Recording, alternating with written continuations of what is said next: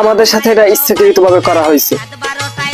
আমার ভাই 7 তারিখ খেলা দিছে, আবার এই সকাল 7টায় খেলা দিছে, আবার এই 7 মাসের সময় খেলা দিছে। ওরা আমাকে যে জার্মানি 7 খান দিলে না, ওরা হেই আমাকে একসের বারবার স্মরণ করাইতে চায়।